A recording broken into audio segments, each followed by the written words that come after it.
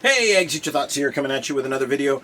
We're back out in the research greenhouse. We're going to do some nighttime micrografting. So I waited till it got dark out, till the humidity level rose, and boy did it, because it's raining now. But the humidity level is up, the temperature is down, which means our micrographs should stand a little bit better of a chance to take in the amount of time it takes me to slit the stem and insert the seedling into our petunias, because that's what we're doing. Is we're taking seedlings and we're grafting them onto fully mature Firefly petunia hybrids. So these are my hybrid Firefly petunias. They're ones that they grow a little, but for the most part, they're just not as showy as the originals.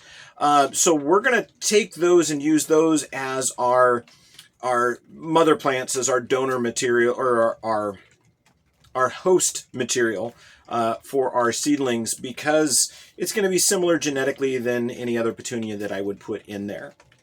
So hopefully you watched the other video on micrografting, and let me kind of show you some of the ones, and we're going to talk a little bit about it and kind of the why while I'm doing it, because I'm fully aware that you just want to see things get done rather than just listen to me talk. But yeah, we're going to do some more micrografting.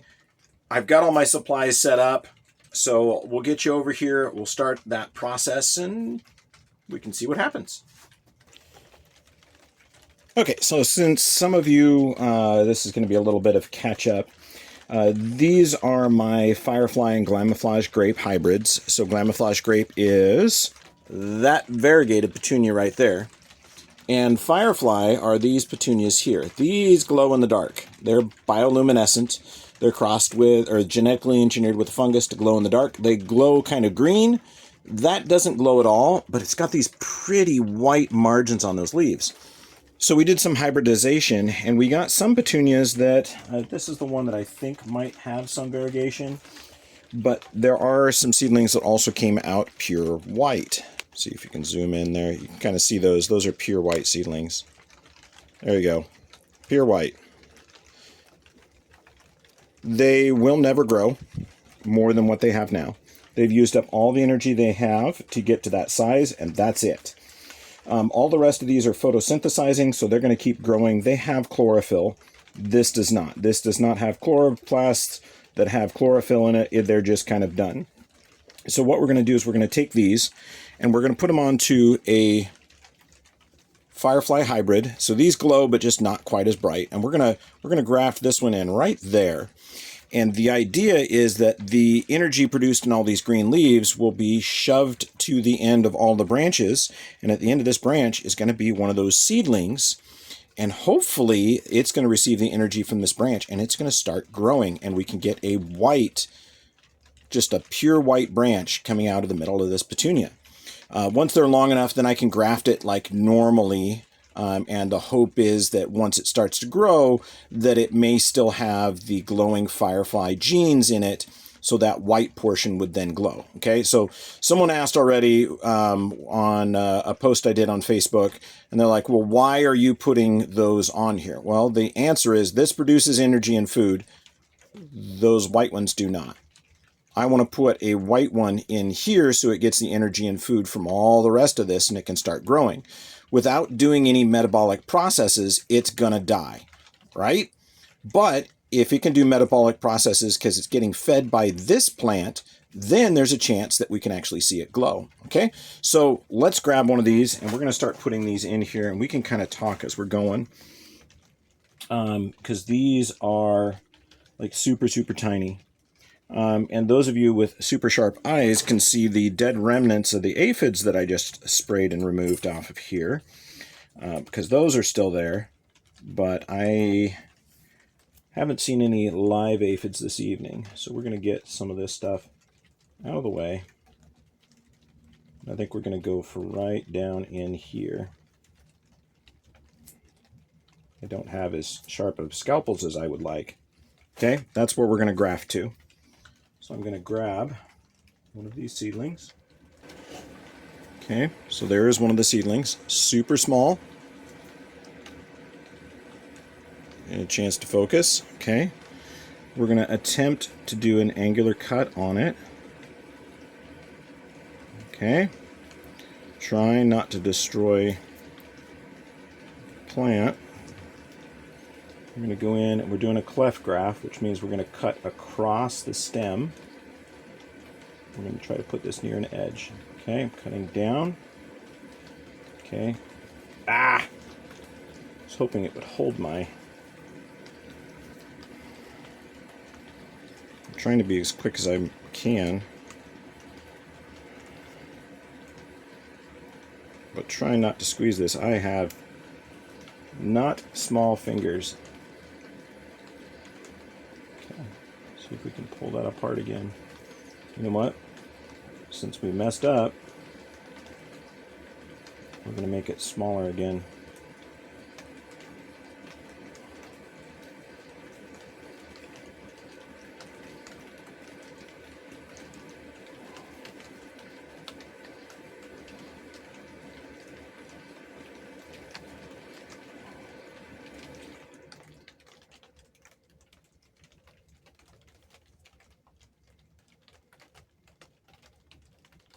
Sorry, I'm not talking, I'm trying to focus.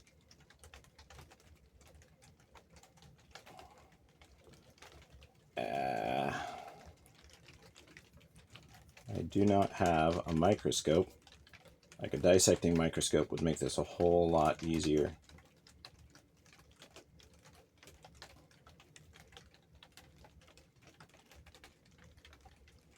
Okay. That is in there. Can you see it? It's right there. Teeny tiny. Hopefully my head was not in the way of that one. The next thing we're going to do is we're going to kind of put a little hood over the top of them. So, hoping to hold in some moisture. And allow that, as that plant heals, to scab up over that. Okay. So that plant should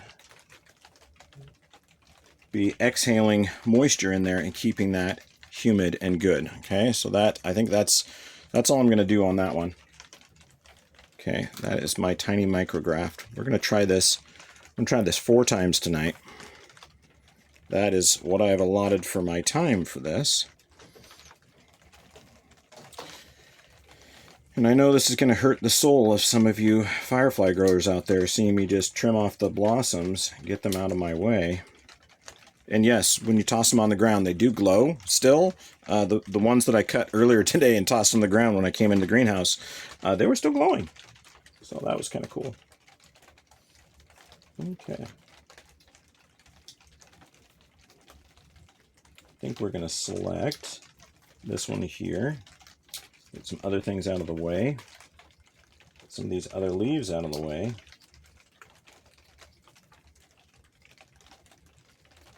Yeah, I see dead aphids. That's good. There we go. All right. So we're going to come in and we're going to select this stem right down here. Let's see if we can get you closer. And I'm just grabbing these seedlings at random. I'm looking for the ones that appear semi-healthy. And some of them are starting to die. So this is like one of our last chances to do this on this batch. Let's see. Oh! Just trying to show off the fact that I got the whole seedling out. There's the whole seedling. So we're going to go in, we're going to take an angular cut. Okay. There we go. Just that little bit.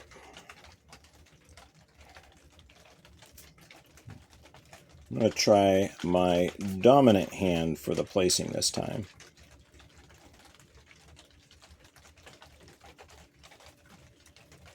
Okay.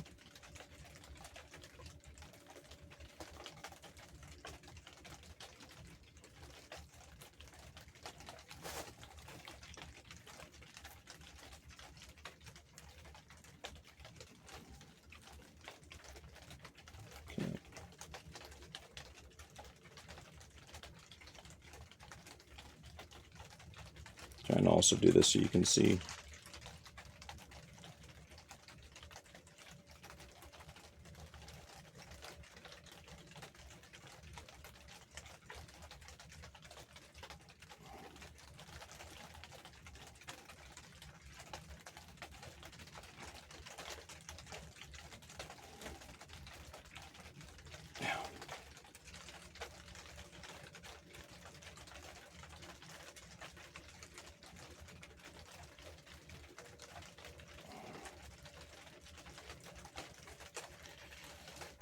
it's not quite where I want it.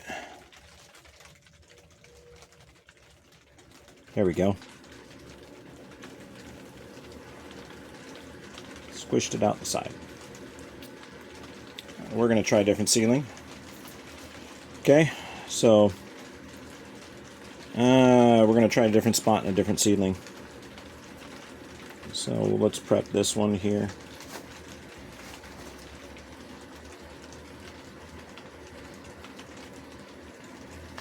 Cut there.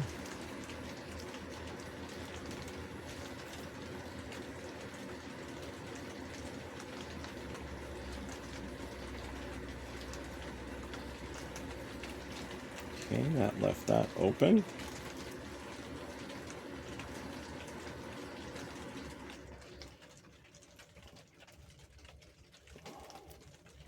Okay, that seedling is in there. Good.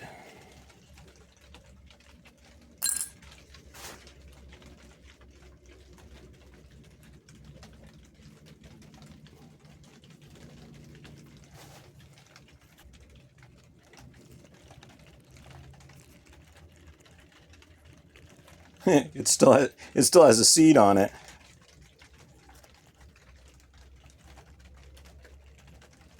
Okay. All right. Let's go ahead and we're just gonna bag that one. We're gonna bag it.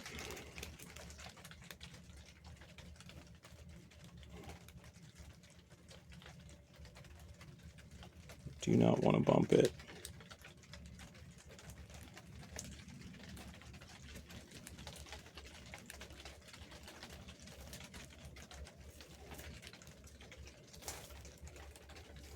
Okay.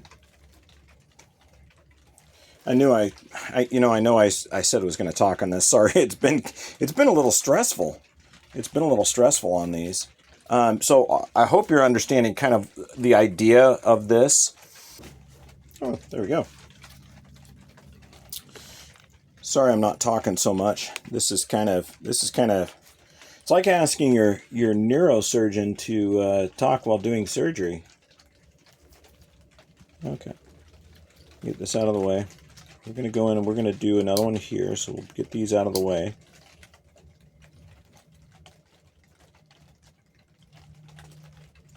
Get all these dead stems out of the way, or at least soon to be dead stems. Get this leaf out of the way, get that leaf out of the way, get that leaf out of the way. Okay. All right, so we're going to try another. I'm going to try another, and I think this might be the last one for tonight for the micro grafting.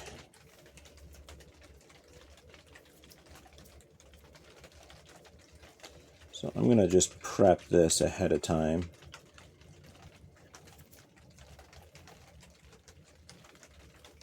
Got my seedling there.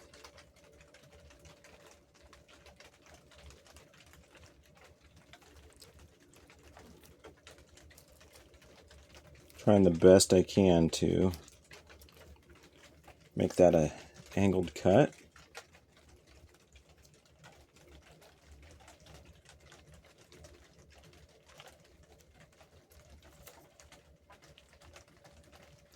Fresh cut.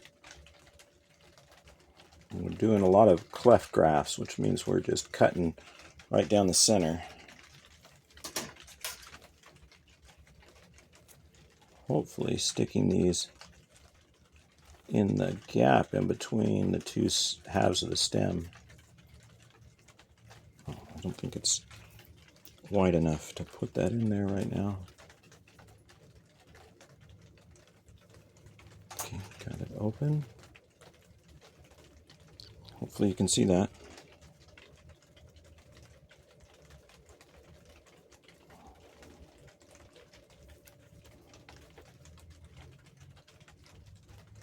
Okay, there we go. There is another micrograft. Hopefully that one works. I think we're going to stop there. See if we can get this on here without bumping it.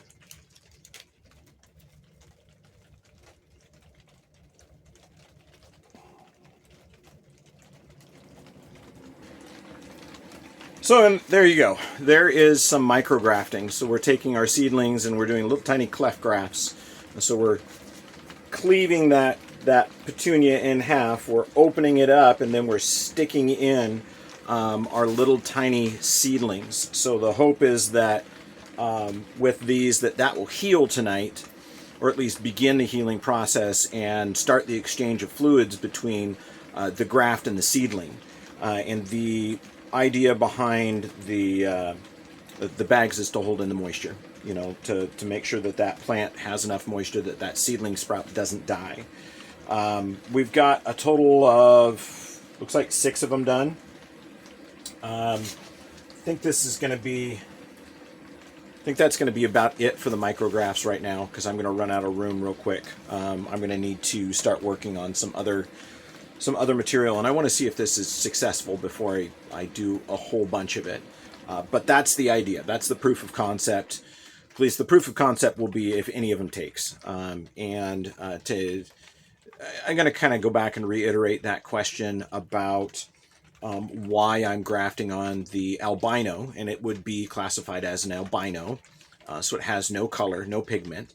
Why am I grafting the albino onto a regular pigmented plant? And that's simply to give it the energy to survive and start growing. I'm hoping that within a week or so they will start to grow. If those grafts take, it should take about a week or so, and they'll start to grow. And then we can start taking some time-lapse photos of them, some real close-ups, as soon as I take those bags off.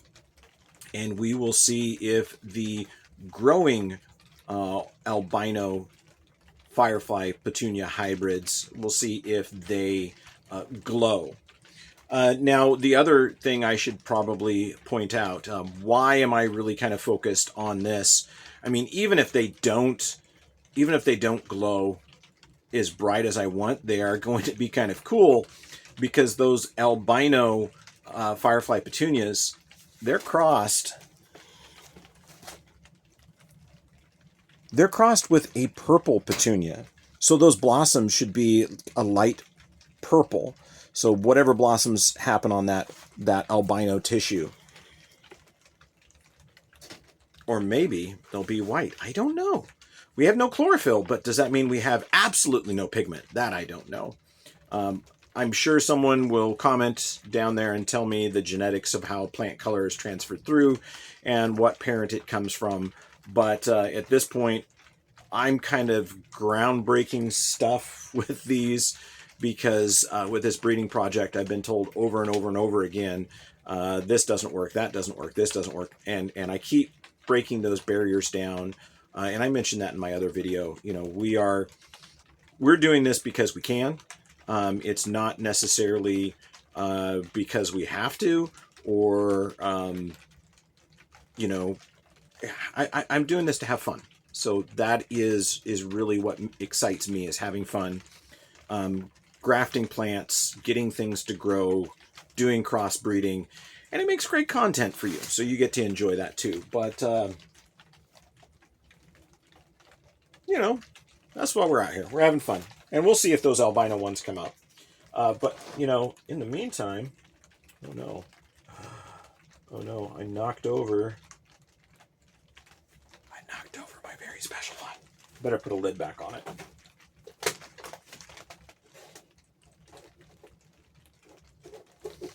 was going after the albino and I didn't realize which petunia I knocked into. The possible variegated one. Hopefully it survives. But anyway, yeah, that's the project. Graft albinos, see if it can work, see if we can get it to go, and enjoy it.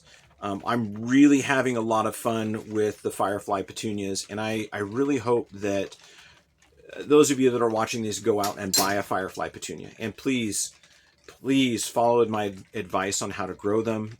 Please don't baby them as much as some people are, because I think you'll have better luck if you treat them like a regular petunia. Put them in a container, put them outside, enjoy them outside. You don't necessarily, unless your climate is such where it gets super cold, you don't need to worry about everything else.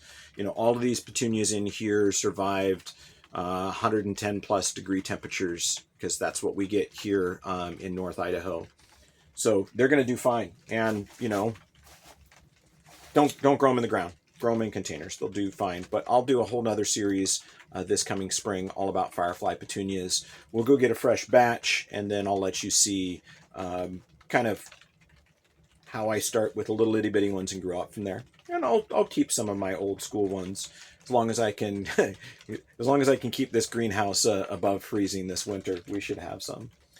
Anyway, I hope you enjoyed. I hope you really are as fascinated and intrigued in the micro grafting as I am. This is a definite challenge for me, and I'm enjoying the challenge. And I'm glad that you're here to join me in this process. Anyway, I hope you subscribed. I hope you learned something. I hope you enjoyed. Ag Teacher Thoughts out.